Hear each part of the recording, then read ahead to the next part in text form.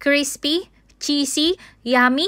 Oh, aayaw ka pa ba? Dahil nga po food is life and diet is a lie, ay tara magluto naman tayo ng dynamite. Gumamit lang pala ako din ng green chilies. Sakto nga magaganda yung nabili ko para sa gana ring luto. Inisa-isa ko nga lang palang hiwaan niya para tanggalin yung buto sa loob. Gumamit lang pala ako ng kutsara para mas madali kong matanggal yung mga buto. Ulit-ulit ko lang yung prosesong ganyan hanggang sa matapos ko silang tanggalan lahat. Kung gusto mo nga na medyo mabawasan yung anghang, ibabad mo ng kahit 20 minutes sa tubig. Simula na din pala ako mag-isa nung ilalagay ko din sa loob. Una ko na nga ni palang inilagay aring giniling na karne ng baboy. Tapos sinunod ko naman na ring bawang at saka sibuyas. At dahil wala naman akong carrots, ay bell pepper na lang yung inilagay ko. Tapos nilagyan ko rin yan ng konting asin. Niluto ko lang yan ng mga ilang minuto sa apoy at nung okay na yun, nagsimula na rin ako magbalot dyan. Syempre maliban sa karne na ginisa natin, ay alagyan natin na rin ng cheese. Quick melt cheese nga pala yung ginamit ko din. Siya nga pala, i-comment mo naman kung taga saan ka para mabati naman kita. At para alam ko na rin kung hanggang saan ang naabot ng video na to. Thank you nga ni po pala sa followers natin na taga Puerto Galera at saka taga Kamsur. Ilang sandali pa ay natapos ko ng balutin na ring mga dynamite.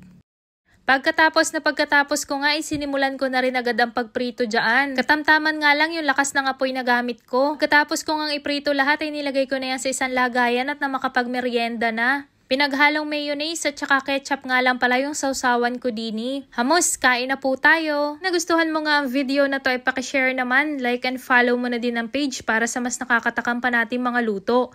Salamat!